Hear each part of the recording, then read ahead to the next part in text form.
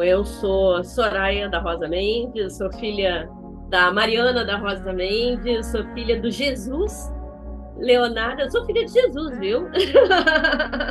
Eu sou. E a Mariana é uma mulher lutadora, uma empregada doméstica. Jesus, um homem igualmente lutador, sindicalista, operário de chão de fábrica. Eu nasci no Rio Grande do Sul, numa cidade da região metropolitana de Porto Alegre. Eu digo que eu sou uma guria da vila, porque no Rio Grande do Sul, a favela, a comunidade, enfim, né, o bairro pobre, ele se chama vila, e sou uma guria da Vila Cepé. A Vila Cepé de Araju, né, leva o mesmo nome, esse nome é um nome muito importante para nós, gaúchos e gaúchas, porque Cepé de Araju foi uma liderança indígena que gritou por sua terra, né, durante os períodos de ocupação do nosso território, que fica na Parada 42. Então, eu sou uma guria da vila de Viamão, da Parada 42 de Viamão, filha do seu Jesus, da dona Mariana, essas duas pessoas incríveis que me fizeram ser quem eu sou e que me deram essa possibilidade hoje de me colocar como uma mulher que se entende como uma mulher negra que pensa a partir da perspectiva de gênero, raça e de classe também. Eu não sou propriamente a primeira da minha família a cursar um curso superior. Isso porque eu tenho uma prima um pouco mais velha, que é da faixa da idade do meu pai, que cursou o curso de ciências contábeis. E ela era a exceção total. Mas eu sou a primeira da minha geração toda, fora ela, eu sou a primeira da minha geração toda a fazer um curso superior. Agora, em que pese eu ser de uma família da vila, ou seja, da favela, muito pobre, eu sou de uma família muito politizada. Meu tio-avô foi militante político sempre, o meu avô militante político, tanto que o meu avô brisolista, que só fez parte, atendeu ao chamado do Brizola na legalidade, depois atendeu de novo ao chamado para compor o grupo dos 11 e, enfim, infelizmente morreu na década de 70 sem poder ver o Brizola retornar do exílio ao qual foi obrigado. E de um outro lado, do meu tio-avô e da família da minha mãe, de um preso político que tinha nada menos do que um programa de rádio chamado Ronda das Classes na na fronteira do Rio Grande do Sul. Então, se alguma profissão me chamaria a atenção e me fosse dada a possibilidade de fazê-la, seria a que me colocaria, não digo nem no direito de uma forma geral, mas na advocacia. Então, porque eu sempre, na verdade, aprendi a defender direitos.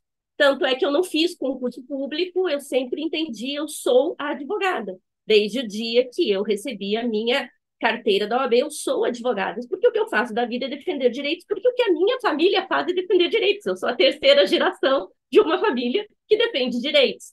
Então, o direito, eu não digo nem que ele entrou na minha vida, o direito faz parte da minha vida num sentido politizado do direito, num sentido de direito como instrumento de transformação social. Ou seja, de que eu não seria outra advogada senão essa advogada que eu sou, defensora de direitos humanos, de sem terra, de sem teto, de rádios comunitárias, de comunidades quilombolas. Isso era, na minha perspectiva, com a minha forma de ser, quase que inexorável.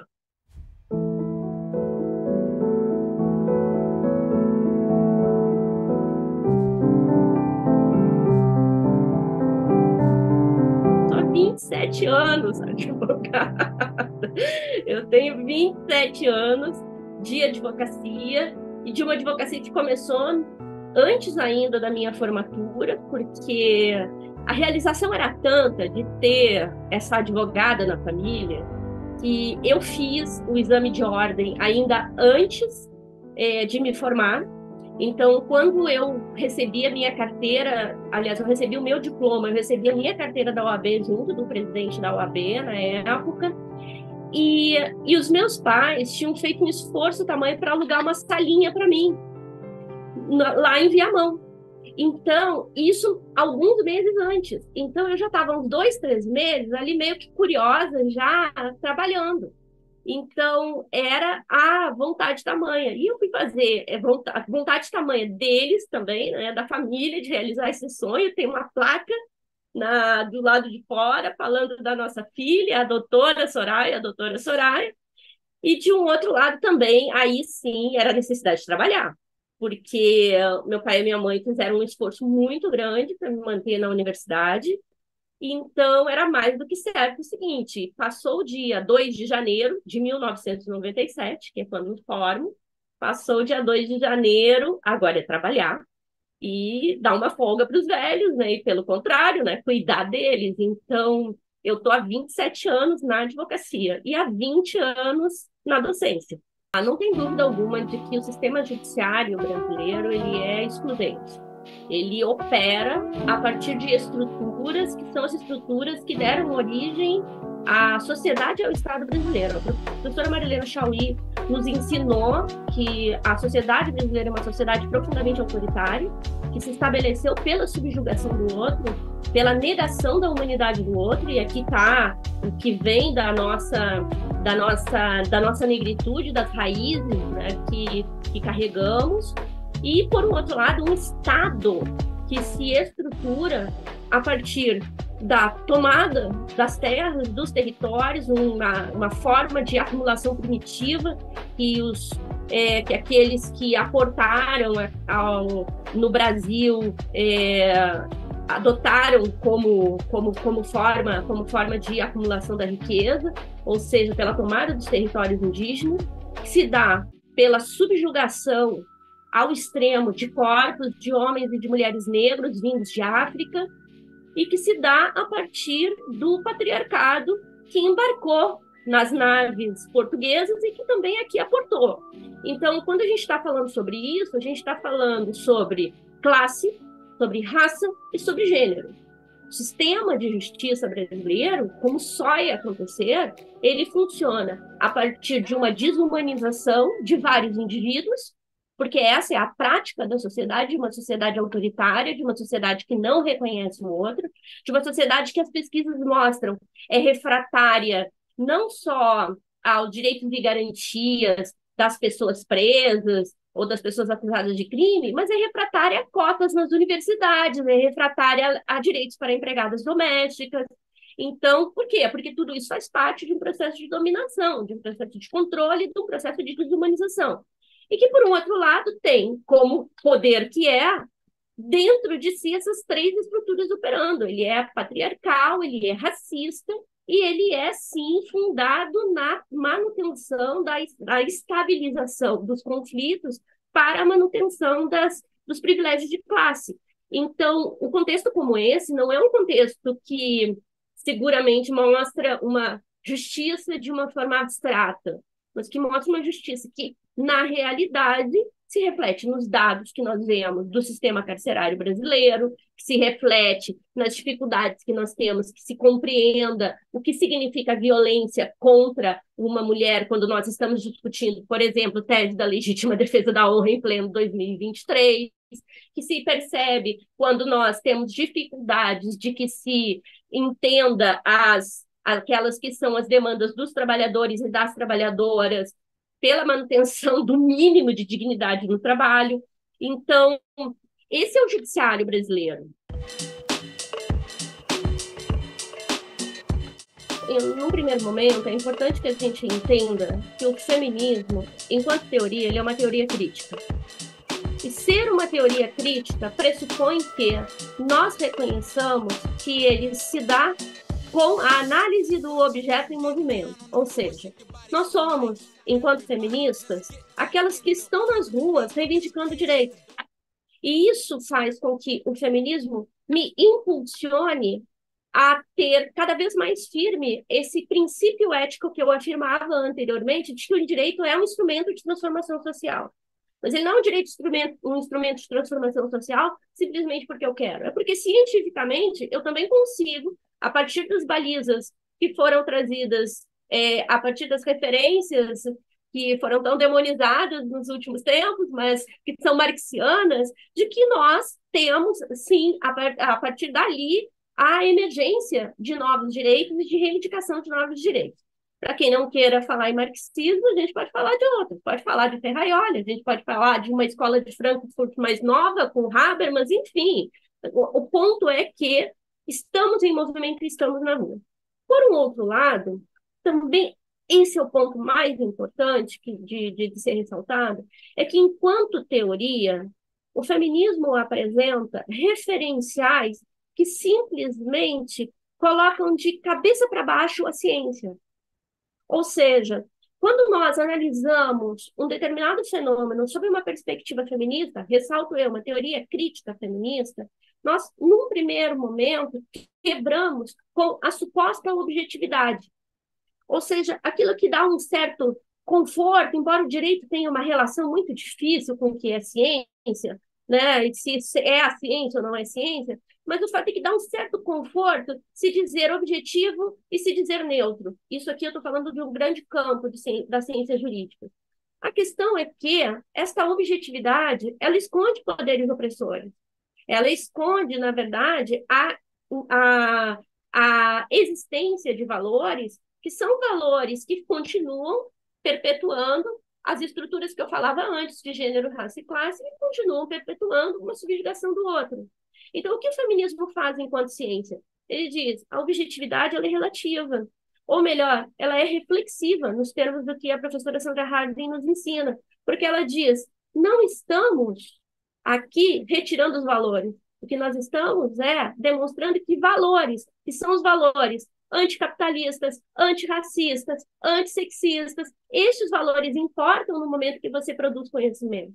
Pois bem, como isso opera de uma forma no direito? Primeiro, pelo que eu escrevo como pensadora, isso faz com que eu olhe para um determinado fenômeno e me reconheça naquele fenômeno, primeiro, como um sujeito pensante e um sujeito que não objetifica o outro. Eu não analiso as mulheres, eu sou uma mulher. E isso não enviesa a minha pesquisa na medida em que eu entendo que que a minha objetividade ela tem estes valores que são os valores de uma sociedade que agora sim eu posso até trazer aqui para os termos da nossa Constituição, que deva ser livre, justa, solidária, onde as discriminações sejam eliminadas.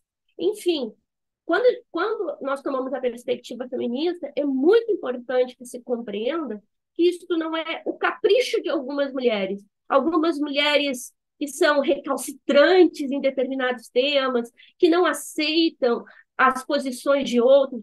Não, nós estamos falando, primeiro, de uma análise de como opera um determinado grupo, e um grande grupo que são as mulheres em movimento, e que isso nos vem ensinado há mais de 2 séculos, e que também, com base nessa mesma teoria que vem com base há mais de 2 séculos, nos permite chegar a outras soluções jurídicas mais adequadas para diferentes fenômenos. Mas é por isso que tem relevância quando me perguntam, e você é uma mulher negra disputando uma vaga ao Supremo? E eu digo, não basta ser mulher e não basta ser mulher negra. Por quê? Porque a presença por si só, claro que ela é muito importante, mas, por um outro lado, a transformação de paradigmas, ela é ainda mais, e que ela se faça a partir de nós mesmas, porque nós somos os sujeitos dessa história. Então, quando nós nos afirmamos, eu pelo menos digo isso, quando eu me afirmo como pensadora, como uma jurista, eu estou dizendo, eu penso diferente daquilo que foi historicamente instituído. Então, eu não estou aqui porque eu sou uma mulher negra, eu sou uma mulher negra, mas que pensa o direito dentro de outros parâmetros. Não existe pessoa negra, e veja, eu não sou uma mulher negra de pele retinta, sou uma mulher negra de pele clara, mas uma mulher negra em qualquer sentido, principalmente num estado como o Rio Grande do Sul, que não tenha passado por situações que são situações dolorosas. Mas eu queria te relatar duas situações que para mim são significativas, porque elas se deram quando eu já estava em um outro lugar, em um outro momento. Uma delas é eu ser convidada para ser palestrante em um evento em um outro estado, de uma universidade, por uma universidade, uma grande universidade, e eu encontrei no avião um querido amigo magistrado, por sinal, e ele estava com a esposa, era é um lugar muito bonito, ele levou a esposa para que eles pudessem ficar um tempo mais. E quando nós descemos, tinha um carro, descemos, né, desembarcamos, havia um carro nos esperando, e o motorista do carro desceu, pegou a mala dele, colocou no carro, colocou a mala da esposa no carro, olhou para mim e disse: Eu vim aqui só para buscar Fulano e Soraya. Eu estava, naquele momento, eu não estava com os meus cabelos para cima, estava de tênis também, como eu gosto de viajar, enfim, mas não importa. Ele olhou para mim assim: Eu não poderia ser a Soraya. Esse meu amigo ficou muito constrangido e, assim, e uma pessoa muito querida e muito, muito politizada, olhou e disse: Olha, desculpe, a minha esposa, se o senhor quiser, minha esposa vai num outro carro. A doutora Soraya que eu veio buscar. E aí ele se tocou daquilo. Então, eu estava num outro, era um outro momento. O segundo foi mais recentemente num grande encontro de magistrados e magistradas, um grande encontro, e eu fui convidada para fazer a palestra de encerramento. E essa palestra de encerramento, por óbvio, era uma das palestras mais importantes, palestra de abertura, palestra de encerramento. E eu cheguei pela manhã, fui ao hotel, troquei de roupa e me chamaram para almoçar. A minha palestra começaria às 2 da tarde. Pois bem, eu fui muito bem tratada, muitas pessoas muito queridas e tal. Mas quando eu chego ao restaurante, eu chego com um grupo de magistradas, muito, muito alegremente, mas eu sou chamada por uma mesa com várias outras magistradas e magistrados, e ela diz assim: Ei, moça, moça, qual a senha do Wi-Fi aqui? E aí essas outras queridas olharam e eu disseram assim: ela é a nossa palestrante. E aí essa juíza não sabia o que fazer também, e ficou aquilo, e enfim, aquelas coisas da vida, né? Então, e aí depois eu até encontrei no elevador com um outro querido amigo, também magistrado, e aí ele não presenciou essa cena, mas ele falou: Ai, como as coisas mudaram, né? Eu falei: Olha, não mudaram tanto. Você sabia que me pediram a cena? Porque eu não poderia estar ali, eu só poderia ser a garçonete, não era o meu lugar ali.